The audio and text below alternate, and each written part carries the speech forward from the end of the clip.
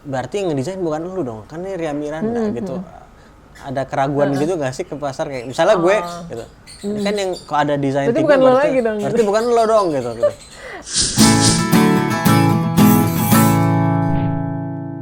Assalamualaikum warahmatullahi wabarakatuh. Apa kabar teman-teman semua? Ketemu lagi di Ngobrolin Hidup bareng gue Ali. Dan hari ini kita bertamu, judulnya hari ini nih. Kita bertamu ada Ria Miranda, ada Pandu. Terima kasih sudah membuka rumahnya untuk kita datang ke sini. Nggak cuma membuka rumah, tapi juga bahkan kita mau ngobrol-ngobrol banyak. Dan ini buat teman-teman semua, ini episode kedua ya. Hari ini di episode ini gue akan ngobrol banyak sama Ria. Terus habis itu nanti akan ada episode juga kita akan ngobrol banyak sama lo juga, Endo ya. Nah, jadi episode terpisah ya. Kita episode terpisah. Kita mau tahu perjalanan hidup masing-masing gitu kan. Walaupun ada titik kemudian menjadi perjalanan hidup bersama gitu kan sih. Kan? Tapi masing-masing kan juga pasti punya personal story juga yang gue yakin teman-teman semua pasti banyak yang dapat dipelajari juga. Dan buat lo semua juga yang haus ilmu, haus inspirasi, haus perubahan yang lebih baik, jangan lupa juga untuk komen, subscribe, like, share. Pokoknya semakin berbagi, semakin banyak mendapat kebaikan, insya Allah juga semakin baik, semakin berkah juga mudah-mudahan insya Allah. Nah, dan episode kali ini sama Ria gue pengen tahu, sekali lagi thank you for membuka rumahnya dan untuk mau bercerita juga. Gue yakin banyak sekali yang bisa gue pribadi dan teman-teman semua juga bisa pelajari dari perjalanan lo juga. Mungkin kita bicara perjalanan hidup ya, mulai dari bahkan sebelum lo berbisnis atau berusaha atau bahkan mungkin sebelum tertarik sama fashion in general gitu. Awal mulanya kayak gimana sih? Awal mulanya itu pokoknya aku dari lahir sampai kuliah itu di Padang. Jadi memang kalau nanya tentang pengetahuan fashion tuh sama sekali nggak ada gitu. Cuman mulai tertarik tuh mulai pas udah bisa nonton fashion TV, terus ngelihat lebih seneng gambar gitu sih. Jadi dari sekolah SMP gitu tuh aku sempat senang gambar, terus sempat juga ngejual sketch gitu ke teman-teman. Jadi ada teman mau dong, ini ada satu notebook, tolong dong kamu gambarin, terus dijual, dia beli gitu gambar yang satu buku itu aku gambarin. Terus gambar udah belum ada hubungan sama pakaian atau baju. Udah ada gambar baju okay, udah.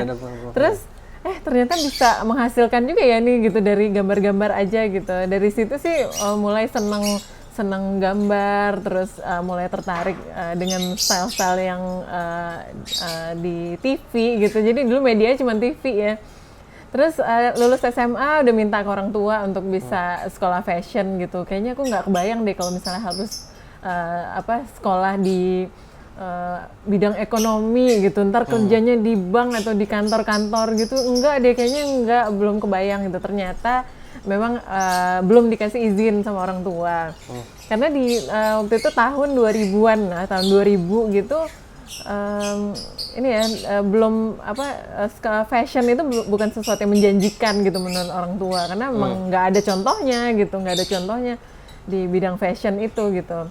Akhirnya ya udah kamu ikut SPMB dulu gitu. Ya udah akhirnya tetap ngejalanin, tapi alhamdulillah lulus. Terus aku waktu itu ngambil ekonomi di Universitas Andalas. Oh, sempat ngambil ekonomi juga? Di marketing juga. Terus setelah lulus, ya alhamdulillah lulus dengan nilai yang cukup lah gitu. Cukup untuk lulus 4 tahun. Minta lagi ke orang tua gitu. Boleh nggak sih diizinin lagi gitu ke Jakarta? Aku udah browsing, aku udah cari tahu tentang sekolah yang ada di sana gitu.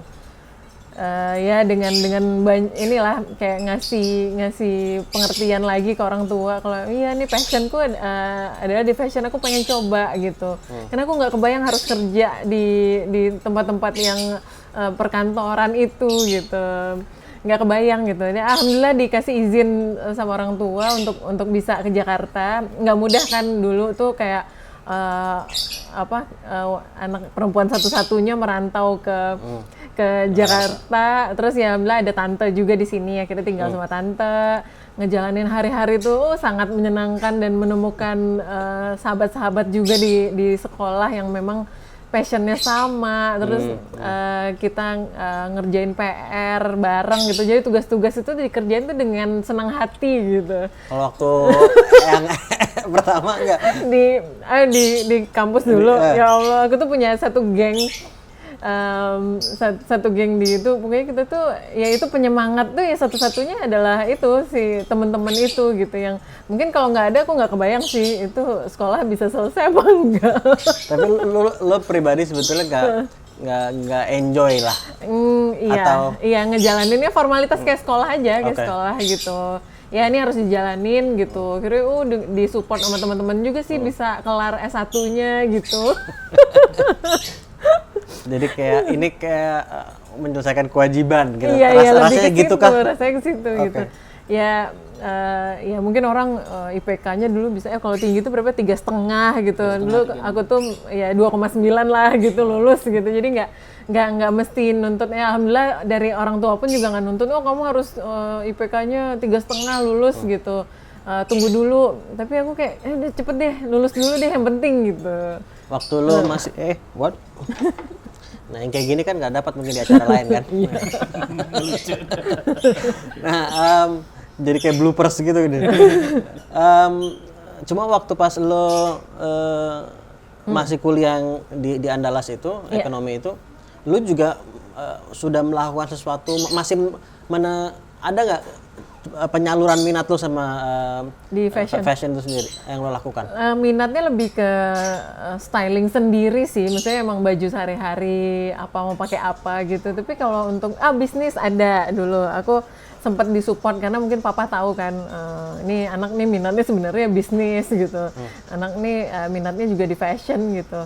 Terus dimodalin ini bikin distro dulu pas lagi tren-trennya tuh. Kalau orang kan di Bandung, ini di Padang masih 1-2 distro, dan aku coba untuk bisa jualan di situ. Tapi lagi-lagi ya ini ternyata jualan aja tuh nggak sesuatu yang menyenangkan gitu buat aku. Jadi kita ngambil barang dari Bandung terus dijual, styling di manekin kayak gitu, tapi ternyata memang minatnya itu dibikinnya gitu, di pembuatan baju itu gitu. Tapi udah mulai sih dicoba-coba di fashion gitu waktu di Padang. Cuman di Padang tuh mungkin fasilitasnya nggak ada, terus peminatnya juga nggak, waktu itu juga ya biasa aja gitu, nggak terlalu bagus. Ya udah akhirnya nggak bertahan lama gitu bisnis itu. Jadi buat lo prosesnya itu penting gitu ya? Proses itu penting. Oke. Dan berarti memang aktivitas membuatnya, mendesainnya itu sendiri yang memang paling lo sukai ketimbang menjualnya gitu kah? Iya. Ternyata ya itu setelah dijalanin sekarang sih. Nah iya, aku memang lebih di proses ini nih, proses pencarian inspirasi, terus membuat sampel, mendesain, sketching kayak gitu. Nah makanya dibagi dua nih sama Mas Pandu sekarang.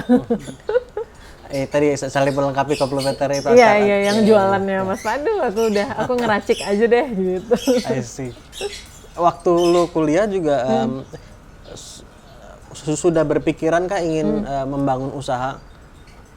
Waktu kuliah atau bahkan sebelumnya juga udah atau gimana? Belum sih, masih ya itu coba bisnis nih, mungkin jualan baju juga solusi lah, bikin aku seneng gitu. Ya ternyata nggak juga gitu. Terus kakak waktu itu juga buka dulu ada warnet gitu, juga aku ikutan gitu. Terus sampai ke warnet. Iya dulu kan tren banget ya warnet. Itu kan beda banget gitu. Bisnis yang penting ya, jadi dimodalin bisnis terus gitu deh papa. Tapi enggak juga ya gitu. Ya ternyata ya emang proses pencariannya itu yang sulit gitu. Ini pertanyaannya ini mungkin lebih personal lagi. Apa sih yang lo rasakan yang saat lo mendesain itu yang membuat lo merasa ini gue sih prefernya ininya gitu. Ya sama-sama mungkin fashion juga, tapi kan aspeknya bisa berbeda-beda gitu. Buat lo apa rasanya yang beda? Apa ya, ketika nge-sketch tuh aku kayak bisa menumpahkan semua inspirasi yang ada di dalam kepala, terus ketika baju itu dan desain itu terrealisasi, puasnya itu tuh kayak nggak bisa tergantikan gitu. Jadi waktu masuk di Esmod, aku dulu di Esmod angkatan 2000 berapa sih aku? 2006. 2008. Ketika ngobrol aja sama teman-teman tuh kayak langsung ngerasa wah ini semangatnya sama nih gitu. Excited, nggak pernah rasanya dulu pas sekolah di ekonomi semangatnya nggak gini deh gitu. Terus ya setelah itu sih ngejalanin hari ke hari, walaupun kita tuh pas sekolah tuh lembur terus tuh, jadi bikin tugas, jadi pagi, malam ketemu pagi lagi, kadang kita pakai baju yang sama gitu, jadi sampai segitunya. Sampai segitunya itu pokoknya ini deh, itu sangat menikmati lah proses belajar di sekolah dulu gitu, karena ya udah memang kalau sesuatu yang dari hati itu kayak lebih ini ya bisa totalitas gitu. Jadi kayak tugas-tugasnya lebih memakan waktu sebetulnya. Sebenarnya gitu, iya gitu. Dan waktu itu aku juga ngekos kan sama teman-teman. Akhirnya ngekos. Jadi dari rumah tante, padahal rumah tante itu di Pondok Indah. Sekolah di Cipete. Tapi mungkin stres kali ya, karena harus tiap pagi tuh ngerasain macetnya Jakarta yang tadi di Padang nggak ngerasain sama sekali gitu. Ya akhirnya minta lagi ke papa gitu, boleh nggak sih di kos gitu. Karena ya biar semangat juga nih bikin tugas sama teman-teman gitu. Ya dari situ sih mulai nikmatin banget hari ke harinya di sekolah gitu dengan teman-teman yang sama, kita perantauan semua gitu. Jadi bukan lo doang yang merantau untuk sekolah di situ. Iya. Jadi satu kosan kita dari luar kota semua. Terus yang ngerjain tugas sampai larut malam kayak gitu ya dinikmatin sih, seneng gitu. Beda banget. Nah kayaknya sambil flashback juga kayaknya. Iya. Udah lama nggak ngebahas ini. Tapi gini, kan nggak semuanya yang sekolah di situ terus kemudian membangun usaha sendiri juga kan, ada yang kerja gitu, artinya bekerja di sektor itu tapi not as an entrepreneur gitu. Dan ya fine aja, tapi lu kan memilih untuk membangun usaha sendiri gitu. Apa yang membuat lu memutuskan untuk memulai sendiri? Memulai sendiri, iya. Jadi sebelum memutuskan untuk jadi fashion designer, bikin label sendiri, sempet jadi asisten desainer dulu gitu. Jadi coba magang-magang di beberapa desainer senior gitu, cari-cari ilmu dulu. Terus jadi ngerasain juga kan, oh ini alurnya gini gitu, ini oh ya butuh tukang pola, butuh tukang finishing, tukang jahit. Jadi kayak udah mulai dipelajari tuh sebelum memutuskan untuk bikin label gitu. Terus aku sempat jadi fashion editor juga di satu majalah gitu. Jadi ya prosesnya juga ini ya nggak langsung mau cemplung di bisnis fashion gitu. Jadi dari majalah aku ketemu wawancaranya ya udah desainer senior. Dari situ aku juga ulik-ulik lagi tentang gimana sih workshopnya, terus cari-cari ilmu dulu gitu sama desainer senior. Ya udah dari situ ada satu senior juga yang waktu itu aku curhatin gitu, curhatin ngobrol gitu, aku kayaknya pengen deh bikin label gitu-gitu. Itu masih kerja di majalah ya. Terus si satu orang ini ngasih tahu, udah itulah jalanin aja apa yang kamu mau gitu, kenapa sih harus ragu lagi gitu. Dari situ aku mulai berani untuk oke, aku kayaknya harus jalan sendiri deh gitu. Jadi ketertarikan atau kepikiran untuk memulai sendirinya tuh justru saat lo mulai magang dan seterusnya baru terpikir. Iya. Harus disemangatin dulu juga gitu. Dan saat lo memulai itu masih sempat berbarengan sambil kerja di tempat lain juga? Gak apa-apa, ini burung saking tertariknya. pengen influencer.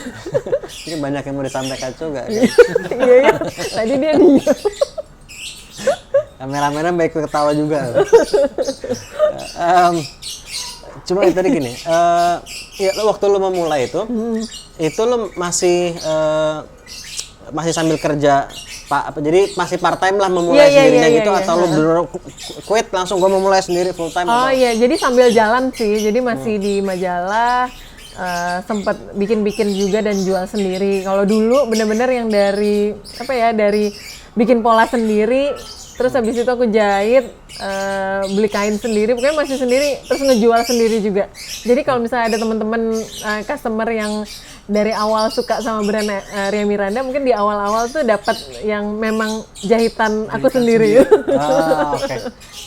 Gitu. I see. Dan itu berapa lama sampai akhirnya lo dari lo memulai tapi sambil kerja di tempat lain juga, Iya. sampai akhirnya lo betul-betul full time? Nggak lama sih. Ketika ada customer yang udah mulai mau beli, itu kayak udah mulai ada perasaan ini nih, kayak ada mulai perasaan, wah ya Allah, alhamdulillah ya bisa diterima gitu, seneng itu luar biasa. Dari situ mulai kepikiran gitu, ya 3 bulan kali ya 3 bulan sebelum resign gitu, udah kepikiran sih, kayaknya pengen jalan sendiri deh. Ragu nggak? Apa tuh? Ada rasa ragu nggak ya? Atau ragu untuk terjun full time nggak ya? Ntar Bisa gimana nggak ya kalau gitu bisa ya? nggak ya, gitu. Ragu nggak justru ketika mutusin tuh aku semangat banget untuk udah nggak ada waktu untuk ini lagi, harus fokus nih gitu. Tadinya tuh full time di majalah, terus sekarang udah bisa full time di bisnis sendiri. Ya udah akhirnya beneran di maksimalin gitu waktunya. Jadi punya banyak waktu untuk bisa explore lagi gitu desainnya. Yang membuat lo sampai yakin itu apa? Tadi lo bilang karena ada yang beli gitu kan? Iya. Ada yang beli. Ada faktor-faktor lain nggak selain itu yang membuat lo yakin kayak ini gue bisa? Gue bisa, ya support dari keluarga lah ya. Jadi alhamdulillah dari orang tua, terus ada tante-tante juga tuh sangat full support gitu untuk menjalankan bareng-bareng gitu. Jadi dikuatin, terus ada peminatnya juga. Ya customer juga mulai berdatangan. Jadi awalnya itu ini ya, aku ngedesain satu baju namanya hoodie blouse. Jadi kayak hoodie gitu, jadi kita nggak, kayak yang lo pakai tuh, jadi berhijab tapi instan gitu, kayak langsung set gitu. Bikin satu desain, terus ternyata ini dilirik sama satu artis ya, waktu itu namanya Mbak Puput Melati, waktu itu tiba-tiba ngubungin, dari mana ya aku lupa deh. Nggak ada Instagram dulu soalnya. Dulu nggak ada Instagram ya, dari Facebook gitu ya. Ya pokoknya lupa deh gimana ya Mbak Puput tuh bisa ngubungin, terus aku mau syuting nih, aku mau pakai baju yang kamu desain untuk itu. Wah itu senengnya bukan main. Masuknya juga ke acara ini lagi, ke acara TV. Bukan Dahsyat. Yang ye lalalala. Oh itu ya. Pokoknya acara yang terkenal banget ya dulu gitu. Jadi semua orang nonton. Terus kebetulan Mbak Puput juga mau launching single terbarunya gitu. Alhamdulillah dari situ sih Mbak Ineke, Mbak Marini ngubungin aku. Jadi kayak kebuka gitu jalannya dari situ. Mulai dipakai. Jadi awal mulanya pertemanan artis yang mau pakai baju itu awalnya dari situ sih gitu. Jadi mereka pakai, karena dulu yang berhijab kalau selebriti itu belum terlalu banyak ya. Jadi satu-satu mulai pakai, referensinya baju Ria Miranda gitu. Alhamdulillah. Di gitu. refer sama artis selebritis yang sudah berhijab. Iya. Alhamdulillah rezekinya kebuka gitu. Dan itu kejadian itu mulai sama Mbak Puput itu, lu udah jalan berapa lama jalan full time gitu? Itu udah full time. Dan udah full time berapa lama? Berapa bulan kali? Baru sih, ya mungkin hampir 1 tahunan kali ya. Baru ya, belum setahun. Sebelum setahun lah kurang lebih. Belum setahun deh, ya. Oke. Dan terus gue kembali sedikit nih. Lu memulai ini usaha sendiri, ya gue yakin tadi seperti yang lu share karena lu emang suka gitu, lu punya minat, lu punya passion mendesain dan seterusnya. Tapi apakah ada tujuan lain juga selain itu? Gitu? Kenapa lu memulai usaha ini? Artinya gini, misalnya fashion gitu. Meskipun sebagai wanita muslimah kan ada juga yang pakaiannya misalnya ya bukan pakaian muslimah, misalnya atau pakaian muslim. Awalnya itu karena baju-baju di luar sana, baju-baju muslim yang ada itu memang nggak sesuai sama karakter gitu. Jadi akhirnya aku Maksudnya coba, gimana nggak sama karakter? iya misalnya aku senang sesuatu yang feminin, simple, pengen jadiin baju muslim ini nih baju yang bisa keren dipakai, terus nggak terlihat tua, terus bisa warna-warnanya juga feminin gitu, sesuai sama karakter juga. Karakter lo maksudnya? Iya, Oh, karakter oke. sendiri gitu. Jadi Oke, awalnya oke. juga kebutuhan pribadi sih yang sulit mencari baju-baju muslim yang ya itu yang memang dulu umurnya masih 20. Jadi kayak seumuran aku tuh kok nggak banyak yang pakai hijab gitu. Kok ini ya ya nggak apa-apa sih dimulai dari fashionnya dulu gitu. Terus waktu itu memang yang kita kenal desainer muslim adalah yang memang senior gitu. Apa ya kelasnya Karena Itang Yunas. Itang Yunas, Ida Yani, terus ada Gea gitu. Jadi yang tahu-taunya itu gitu. Oh iya ya. Dan dulu yang berhijab pun juga kayak mama gitu, seumuran mama gitu. Kok jarang ya anak-anak muda yang bisa tampil stylish gitu kalau berhijab gitu. Dari situ sih mulai terinspirasi bikin baju-baju yang sesuai dengan karakter aku sendiri. Dan alhamdulillah juga banyak gitu, ada customer yang senang, yang suka dengan karakter itu. Ya udah dari situ sih mulai oke, Ria Miranda adalah feminine, pastel, flowy, pokoknya yang seneng sesuatu yang pokoknya pengen bikin gitu muslimah itu bisa tampil stylish tapi tetap dengan pakem muslimnya gitu. Jadi karena kebutuhan lu sendiri, Iya. kemudian ternyata yang punya kebutuhan yang sama ternyata Iya, ternyata banyak gitu. nih gitu ya. Waktu mulai meskipun lo ada support juga, tapi ada juga nggak ya komentar-komentar yang negatif atau yang kayak misalnya gini, kayak lo bilang waktu lo memulai ini kan sebetulnya ya belum banyak nih yang pakaian muslimah gitu kan. Iya. Kan apakah ada orang yang ini trennya bukan kayak gini, lu jangan mulai kayak gini, ntar gagal atau ya jadi mungkin negatifnya dengan niat baik ataupun negatif dengan nyinyir atau Merusak tatanan baju. Hijabers head on ini gak sih? Oh iya. Jadi pas kita awal-awal bikin Hijabers community. iya, jadi di perjalanan ini karena itu tadi kok nggak banyak ya anak-anak muda yang berhijab di tahun 2008 ya. 2010 ya, 2010 aku lulus gitu. Terus kayaknya banyak nih gitu di luaran sana yang mungkin kayak perasaannya sama gitu, pengen dong bisa sharing sama teman-teman yang berhijab juga gitu. Akhirnya kebetulan di satu kelas waktu itu aku pertama kali kenal sama Dian, ada Dian Pelangi, salah satu desainer muslim juga. Ngobrol gitu, kita itu yuk bikin komunitas kali ya gitu, komunitas muslim gitu. Yang anak-anak muda gitu, biar kita bisa sharing, bisa ya ngebahas apa aja lah tentang dunia muslim ini gitu. Terus dari situ kita coba kumpulin, kita dulu punya blogspot namanya, aku punya, Dian juga punya. Terus ya jadi kayak ngumpul-ngumpul itu emang dari kayak kopi darat ya. Jadi kita ketemuan waktu itu di Plaza Indonesia, kita ketemu di food courtnya. Itu nggak nyangka ternyata banyak banget yang datang. Terus si wanita-wanita berhijab yang tadinya nggak tahu jadi kenalan di situ gitu. Wow, Masya Allah ternyata banyak ya gitu wanita-wanita stylish yang berhijab juga gitu. Dari situ itu mulainya hijabers.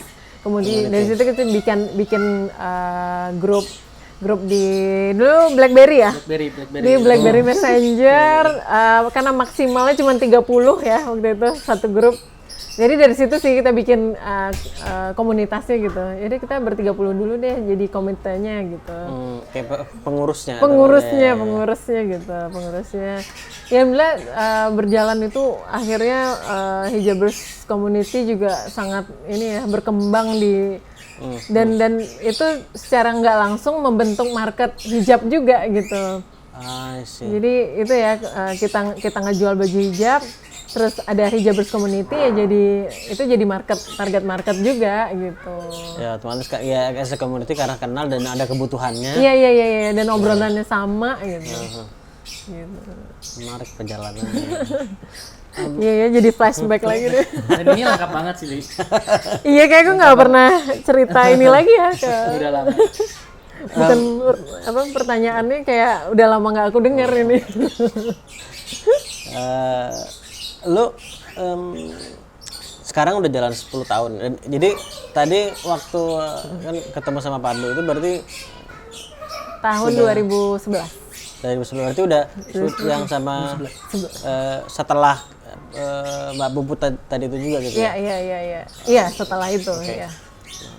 Kemudian dalam perjalanan lu ya 10 tahun membangun usaha pasti banyak naik turunnya juga. Iya.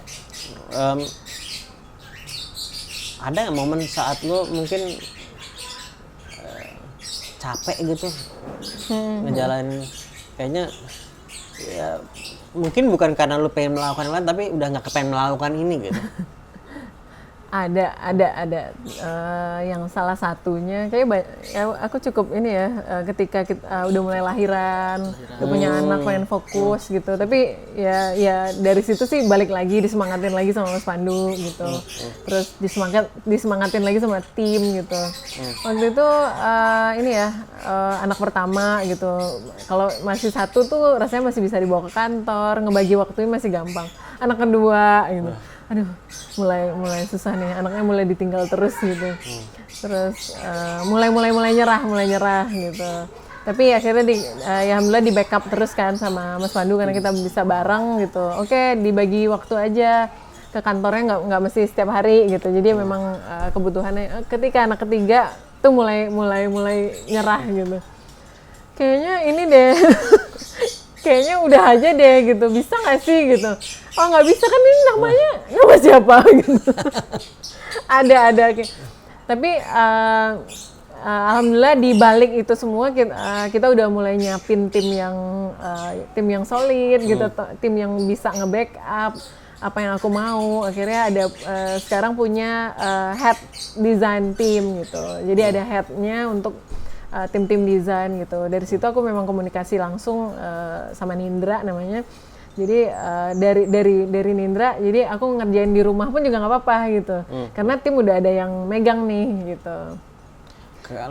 Kalau kayak ada desain tim itu, ini gue ngomong sebagai orang awam banget gitu ya. Oke. Pertanyaan awam banget ya mungkin.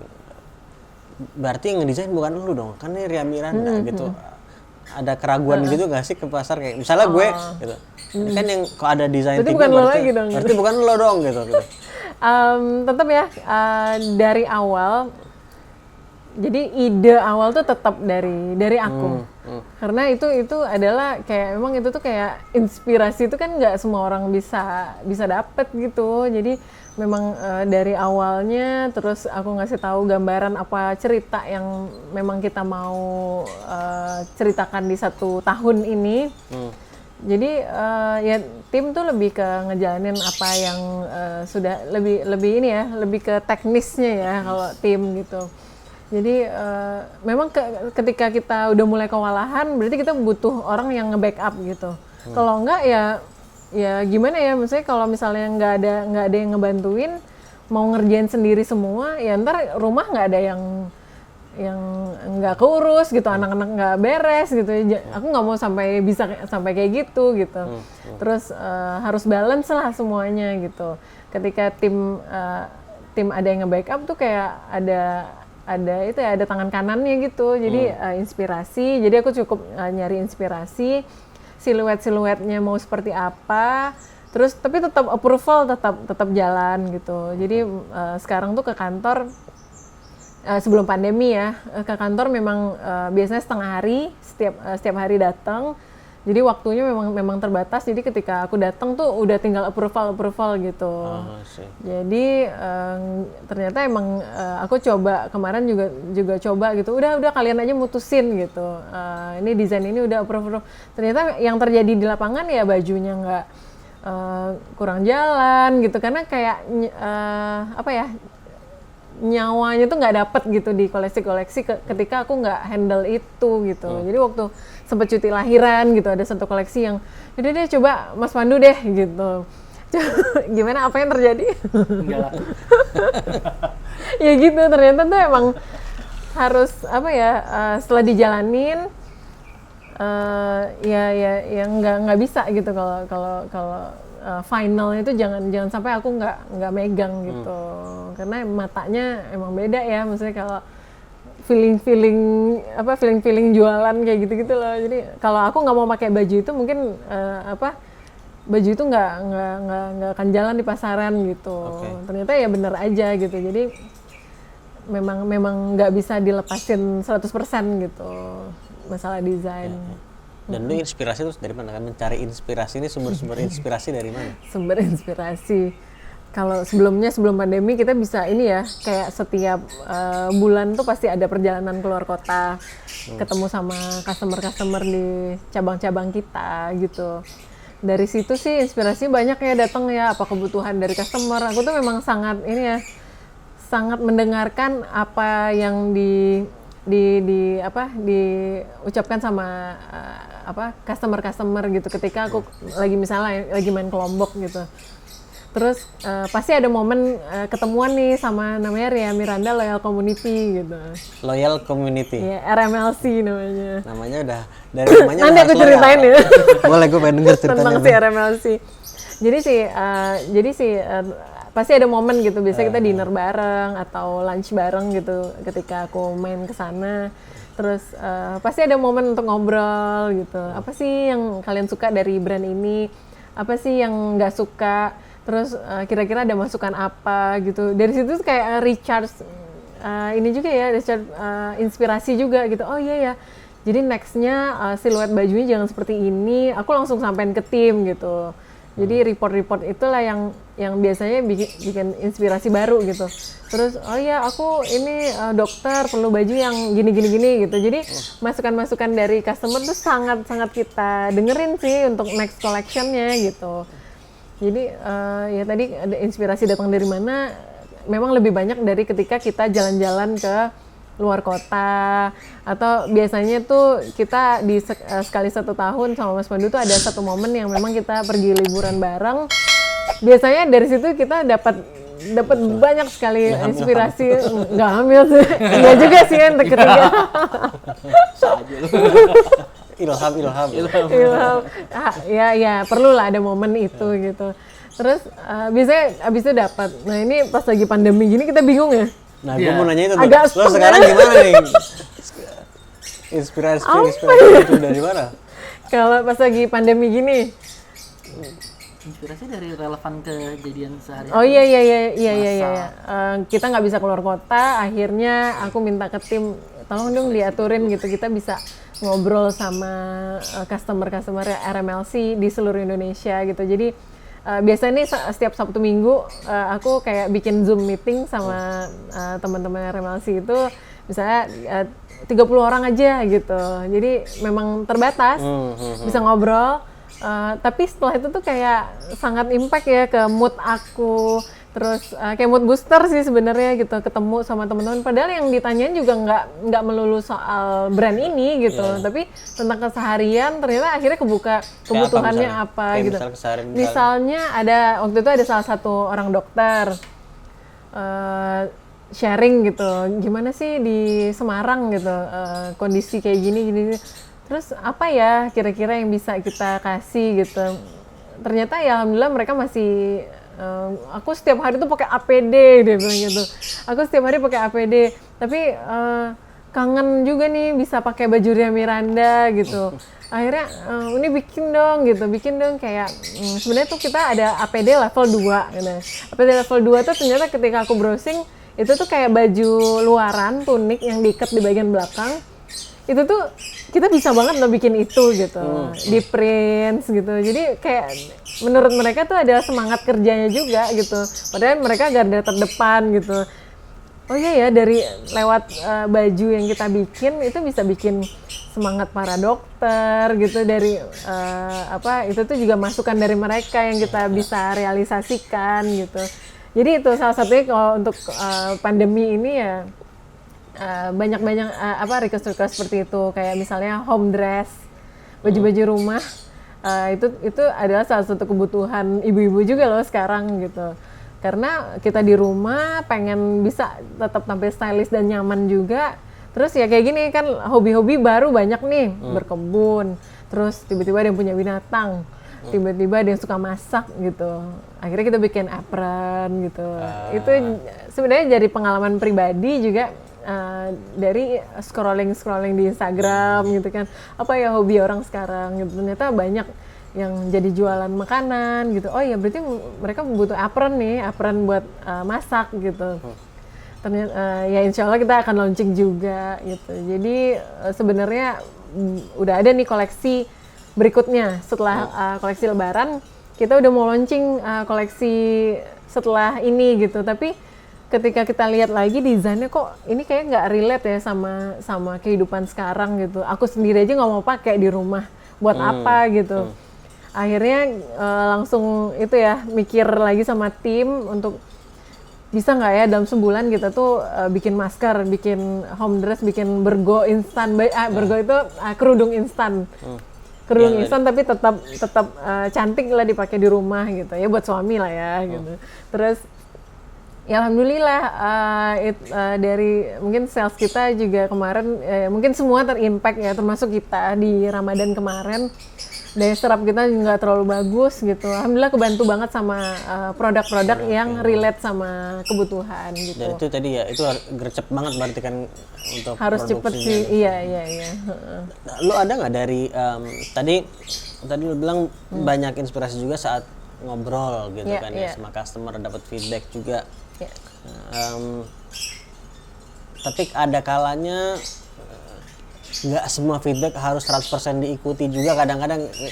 Nah, lo gimana membedakan? Jadi mungkin bukan hanya buat orang yang bergerak di bidang fashion aja, mungkin buat semua orang yang sedang membangun usaha juga gitu, misalnya saat mereka ya mau mendengarkan customer, mendengarkan respon pasar, tapi juga at the same time kadang kita juga perlu punya keyakinan juga gitu kan. Lo membedakannya gimana, yang ini kayaknya benar dan ini perlu kita coba, tapi yang ini kayaknya nggak harus semuanya dilakukan juga gitu. Lo membedakannya gimana? Ketika dapat data-data itu langsung kita catat kan, kita list down apa-apa aja yang checklist gitu, apa aja yang urgent yang perlu kita produksi. Tapi lempar lagi ke tim sih gitu. Kalau misalnya maunya aku sendiri, tapi menurut tim sales ini kayaknya belum dulu deh gitu. Kebutuhannya lebih urgent yang ini gitu. Ya aku balikin ke tim juga sih. Jadi alhamdulillah juga timnya juga punya feeling yang sama gitu. Yang perlu aku dengar juga. Kalau misalnya mau ngikutin ego sendiri mah mungkin udah macam-macam dibikin segala kacamata, segala apa gitu. Tapi kan realitanya kan biasanya tim sales tuh yang tahu kacamata yang model seperti ini nggak banyak peminatnya gitu kan, mereka yang langsung ke lapangan gitu ya. Ya dari tim sih itu yang paling penting didengar juga gitu. Jadi nggak cuman eksternal dan diri sendiri, tapi internal tim ya, orang lain tapi within company juga. Betul. Banyak sih, gue belajar banyak, selalu belajar banyak, ini selalu belajar banyak setiap kali ngundang siapapun juga, karena setiap orang punya perjalanannya masing-masing, punya journey-nya masing, punya pengalaman masing-masing. Lo selama sekarang 10 tahun perjalanan ini, kalau tadi kan gue tanya pernah nggak sih lo merasa kayaknya pengen udah deh gitu? Pernah, oke. Tapi kan tetap lo jalani. Dengan support dari Pandu juga, dari keluarga juga. Tapi dari diri lo ada nggak sih dari diri lo sendiri yang lo jadiin pegangan gitu untuk keep moving forward gitu?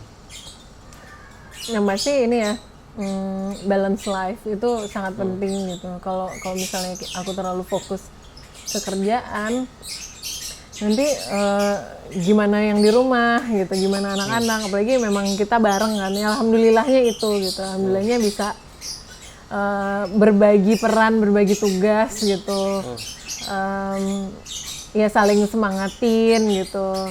Terus pastinya satu lagi tim yang solid, yang sangat support gitu, dan ngerti sama keadaan aku pribadi di rumah seperti apa gitu ya. Jadi ya memang semuanya tuh sangat berpengaruh gitu. Memang saling support tuh itu hal yang paling penting biar kita tuh bisa semangat terus ngejalanin ini gitu. Kalau dari sisi karakter orangnya dalam arti kalau tadi kan sesuai dengan karakter brand secara visualnya mungkin ya. Iya. Tapi kalau dari karakter orang, lu ada 1, 2, 3 gitu nggak yang harus ada gitu? Maksudnya ketika gimana? lu ngerekrut orang gitu? Oh untuk karyawan. Tim. Karakternya apa ya? Jadi awalnya tuh memang kita hire mencari tim fashion designer gitu lulusan ini. Jadi karakternya pasti lah yang standar dulu gitu. Ketika datang itu biasanya ngirim CV dulu kan. Apa sih final projectnya dia di sekolahnya gitu. Harus lulusan sekolah fashion gitu, pengalamannya apa. Terus ketika dilihat itu langsung ketahuan sih karakternya. Oh iya dia seneng sesuatu yang details. Dia senang sesuatu yang feminin, dia senang ini. Ya biasanya karakter tuh tahu ketika kita ngobrol langsung di kantor gitu. Jadi awalnya itu memang dari HR dulu sama tim aku, head timnya yang wawancara dulu. Jadi ketika mereka udah oke, jadi finalnya ke aku gitu. Ini karakter yang kayak Karakternya? bisa kerja sama tim gitu. Kita nggak nyari yang pintar tapi yang chemistry. Oh iya. Kita jadi ada tim aku juga yang ada yang justru bukan lulusan fashion gitu. Jadi passion aja tuh rasa menurut aku tuh udah cukup sih gitu. Dia sangat suka mau belajar. Dia passion ke desain, mau mendengarkan orang, itu juga salah satu yang kita cari gitu. Alhamdulillah ada satu tim yang memang bukan lulusan sekolah fashion, tapi dia seneng mau belajar, ya sekarang malah jadi salah satu andalan aku gitu sekarang. Kalau gue tanya lagi tadi, ini kayaknya pertanyaannya dalam banget. Betul. Kalau gue ngelihat, correct me if I'm wrong ya, kalau seandainya gue salah. Tapi dari observasi gue aja gitu ya, dari observasi gue, yang lu jalani itu memang sangat erat dengan fashion, tapi sepertinya ada tujuan yang lebih besar dari fashionnya nggak sih? Bener nggak sih kalau gue ngomong gitu? Kalau dari yang lo lakukan, meskipun kebutuhan fashion tertentu, yes, karena kayak lu bilang ketika orang bicara dari hati itu orang bisa energi bisa terasa, dan gue merasakan energi seperti itu, dan gue mau cross check kembali ke lo. Iya. Itu mulai kerasanya ketika kita tuh udah masuk tahun ke-9, udah masuk ke tahun 9 dan masuk ke 10 gitu. Jadi udah mulai berdatangan ilmu-ilmu tentang agama gitu-gitu. Jadi kayak mulai belajar gitu. Terus mulai ada kegalauan gitu. Ini yang kita kerjain ini nih udah sesuai belum ya sama yang Allah mau gitu. Ini setiap apa yang kita kerjakan ini dapat pahala nggak ya dari Allah gitu. Allah ridho nggak ya apa yang udah kita lakuin gitu. Ini ada 100 karyawan, berapa sih sekarang? 160 karyawan. Mereka rela jauh-jauh dari keluarganya untuk kerja di sini tuh mereka dapat pahala nggak ya gitu. Jadi kayak mulai banyak pertanyaan-pertanyaan kayak gitu. Jadi justru di tahun ke-10 adalah kegalauan yang aku rasain gitu. Dan aku share ke Mas Pandu, gimana ya gitu, kayak kita tuh cari-cari tahu lagi. Akhirnya kita berguru lah ke kalau aku ke ustazah, kalau Mas Pandu ke ustadz gitu. Kita tanya-tanya lagi, apa ya ini kegalauan apa ya ini, kegalauan apa gitu yang kita rasain ini. Kayak takut gitu, ada ketakutan kalau nanti pada akhirnya ternyata apa yang kita jalani ini sia-sia gitu. Ternyata Allah nggak ridho gitu, apa yang kita jalani nggak dapat apa-apa, 0 gitu nilainya gitu. Ya dari situ sih aku coba mikir lagi, akhirnya aku kumpulin beberapa tim manajemen juga, aku sharing apa yang aku rasain. Ini kita sama nggak ya gitu, sama nggak ya tujuannya gitu, kita tuh satu frekuensi nggak ya gitu. Akhirnya kita coba sama Mas Pandu, kita coba kayak kita harus ganti visi dan misi kita deh gitu. Dari situ sih kita mulai mengganti itu. Alhamdulillah dapat satu visi dan misi baru. Terus siapa ya yang bikin? Jadi gue ketemu lah temen lah. Ya, ini kan enggak, gue nanya bukan karena tapi memang itu gue terlibat di situ teman-teman, by the way. Gue terlibat. Ya dia lah orangnya yang cuman kan gue kan gue nggak membuatkan, gue cuma menanya gitu. Iya, kita memang butuh orang yang di luar kacamata kita ya. Kok kita sih yang bikin sendiri, awalnya kita coba bikin sendiri itu. Kita bikin sendiri kok kayaknya aman banget gitu. Kayaknya kita butuh deh kacamata orang luar gitu. Dan kebetulan guys. Sorry, aman banget nih maksudnya gimana? Ya udah, cuman ini aja ya. Cuman yang ditulis tapi nggak dalam gitu loh. Visi misi apa ya terakhir kita bikin? Visi misinya ya mirip-mirip, kita pengen memberikan impact positif tapi nggak dalam gitu loh, nggak sampai ke nggak ditanya dalam gitu, nggak ada orang yang bisa nge-challenge kita kenapa ini gitu. Jadi rasanya akan beda ketika kita tahu proses menemukan kata-katanya sama enggak gitu. Iya, ketika kita bikin itu berubah semua gitu, semua. Udah dapat nih ya yang waktu itu kita obrolin bareng-bareng gitu. Prosesnya cukup panjang ya, berapa bulan? Panjang emang. 2 bulan kita ketemu terus setiap minggu sama Ali. Terus alhamdulillah akhirnya dapat titik tengahnya. Setelah itu kita benar-benar kayak ngumpulin semua tim, bikin grup-grup kecil setiap divisi untuk ngasih tahu, kita kayak ngasih tahu visi dan misi kita, maksudnya apa, tujuan kita harus sama gitu. Dari situ tim sih ini ya, kita pelan-pelan mulai menerapkan itu di kehidupan sehari-hari gitu. Kayak contohnya misalnya pengen kerja sama brand lain gitu. Tapi apa ya impact positifnya, manfaatnya, nilai islaminya apa gitu. Jadi lebih mendetail gitu ketika kita kerja sama orang. Terus kalau sama tim kita jadi punya kegiatan rutin kayak misalnya tahsin. Terus juga ada kajian-kajian di setiap bulan ya, 2 minggu sekali itu di kantor ada. Terus walaupun pandemi kita juga tetap jalanin itu kayak pokoknya apa ya, dari segi rohani ya, dari tim juga harus diisi supaya ya udah gitu. Di kantor tuh selalu ada murotal gitu, jadi teman-teman yang kerja tuh tetap di jadi ambience-nya tuh selalu islami. Terus misalnya ada tim yang lagi bikin sampel gitu, aku tuh selalu kayak ngingetin, kalian ini dong zikir terus dong, doain terus dong, bismillah nih bajunya nanti bisa jalan laku, Allah ridho gitu. Jadi dari tim board tuh selalu ngingetin juga ke tim gitu, kalian sambil finishing kalian zikir ya gitu, biar berkah juga nih baju gitu. Ya aku yakin dari rezeki dari Allah kan dari macam-macam gitu. Ya aku yakin ini rezeki memang doa dari tim juga gitu, zikir-zikir dari teman-teman yang ikhlas menjalankan bisnis ini gitu.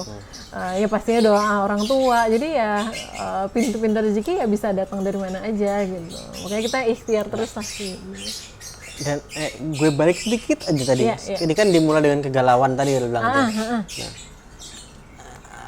Yang membuat galau apa? Ada kejadian tertentu kah? Atau kok saat akhirnya mulai bertanya-tanya gitu? Iya, ketika mulai belajar sih.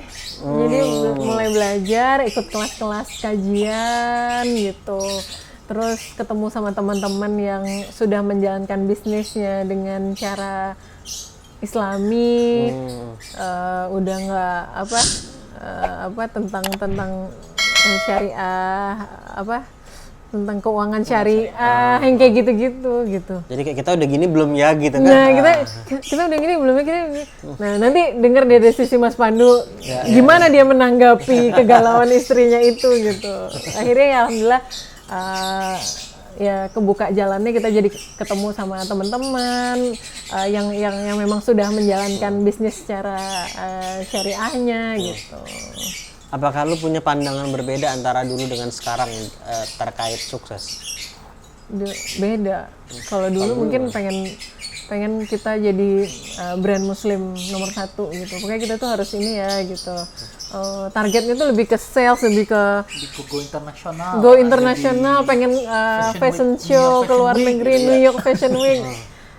Ya, London Fashion Week atau apa gitu. Jadi mimpi itu lebih ke gitu sih, lebih ke pengen lebih eksis keluar gitu. Kalau sekarang tuh ya ngerasa udah ya udah cukup ya gitu. Malah apa ya, aku tuh jadi remnya Mas Pandu sebenarnya gitu, ketika dia pengen ini udah deh gitu. Cukup gitu. Sekarang malah kita tuh lebih fokus ke karyawan ya, lebih fokus ke kesejahteraan karyawan gitu. Pengennya tuh ya udah semuanya seneng gitu. Yang di dalam seneng, insya Allah kalau misalnya kita ngejualnya seneng juga, mungkin ya customer juga happy gitu. Ternyata memang ada perbedaan definisi sukses menurut Ria dan menurut saya, dan itu jadi dikomunikasikan. Tapi nanti gue akan cerita di episode selanjutnya ya. Jadi makanya nonton juga nanti episode selanjutnya sama Mas Pandu. Oke, jadi ada berevolusi definisi makna suksesnya pun juga berevolusi gitu ya. Kalau lo melihat kegagalan tuh dari pengalaman, lo melihat kegagalan sebagai apa sih? Nggak cuma dalam berbisnis maupun just in life in general gitu. Kegagalan itu memang ini ya, mungkin kayak bukan teguran ya, kayak itu tuh cara Allah ngasih lihat sesuatu ke kita gitu. Ya udah tuh harus dihadapi dan lo harus berubah gitu. Berarti ada satu yang mesti kayak harus introspeksi diri gitu. Setelah dapat satu teguran, misalnya ada sesuatu yang bikin sedih kayak gitu tuh, justru itu kayak memicu kita untuk harus lebih semangat lagi nih gitu. Jangan sampai kita berlarut-larut sama kegagalan itu gitu. Tapi kalau nggak di balik itu, kalau nggak harus ingat terus gitu. Ini biasanya Mas Pandu sih ingetin, kamu ingat dong banyak karyawan, banyak customer yang memang sayang sama brand ini, banyak keluarga yang support gitu. Dari situ sih bikin semangat lagi gitu untuk terus berkarya gitu. Thank you so much. Terima kasih banyak Mbak Ria Miranda. Habis ini kita ngobrol habis ini kita langsung ngobrol next episode. Sekali lagi thank you berbagi cerita lo, perjalanan lo, pembelajaran lo juga. Gue juga belajar, dan gue yakin teman-teman semua juga yang nonton ini juga belajar. Mudah-mudahan manfaat ya buat mudah-mudahan dimanfaatkan. Amin. Mudah-mudahan jadi berkah juga buat semuanya. Amin ya rabbal alamin. Thank you banget sekali lagi. Dan buat teman-teman sekali lagi jangan lupa buat lo yang haus inspirasi, haus perubahan yang lebih baik juga, sekali lagi jangan lupa untuk subscribe. Jadi kita episode selanjutnya lo akan dapat notifikasi juga. Dan apalagi gue lupa gue mau apa. Like, share, ya, comment, and share. Enggak subscribe. Subscribe juga. Pertama subscribe. Oke. Ini kita ngobrol beginilah pokoknya. Yang penting kita dapat pembelajarannya dan kita insya Allah bisa menjadi lebih baik dari itu yang paling penting. Sekali lagi terima kasih banyak. Sukses buat Ali juga. Sukses juga selalu, jaga kesehatan juga. Dan jaga kesehatan juga lo juga. Kita ketemu di episode selanjutnya. Thank you so much. Assalamualaikum. Waalaikumsalam. Sip. Thank you. Thank you. Gue yang thank you. Terima kasih banyak.